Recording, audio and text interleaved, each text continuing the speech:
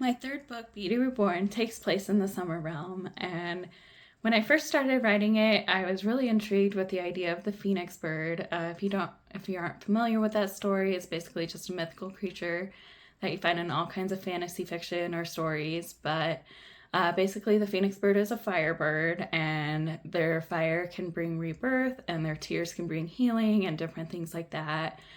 Some of the things I read about the myth were the phoenix would be affected by iron, and that was like the one adverse thing that could hurt a phoenix. Otherwise, a phoenix is very healing, and so they have a lot of healing properties. A phoenix bird kind of lives a long time, so depending on what myth or legend you read, the phoenix can live either a century or a few centuries. It just depends on what story you're reading, like I said. But basically, when the phoenix comes to die, he builds an altar out of wood and spices, and then he sacrifices himself on that altar.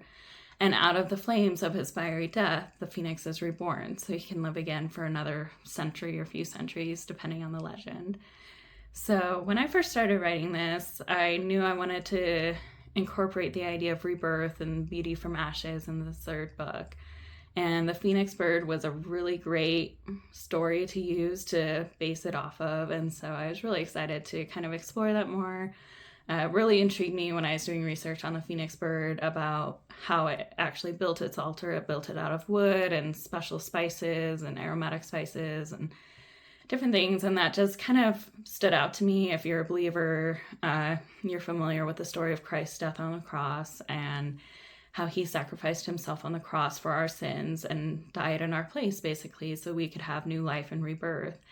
And if you learn about the burial process back then, they would bury their dead in all kinds of spices like frankincense or different oils to keep the body preserved and also help it smell good and all that stuff when they died. And so when the women were going to the tomb the next day after he died, they were going to prepare his body with spices. And thankfully for us, he was risen again, so they didn't need to preserve his body anymore. But just the idea of the altar and the sacrifice really stood out to me for this third book.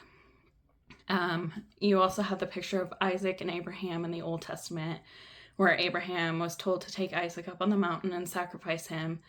And Isaac carried his own wood and they built an altar. So it's kind of a cool picture that kind of reflects the phoenix bird as well.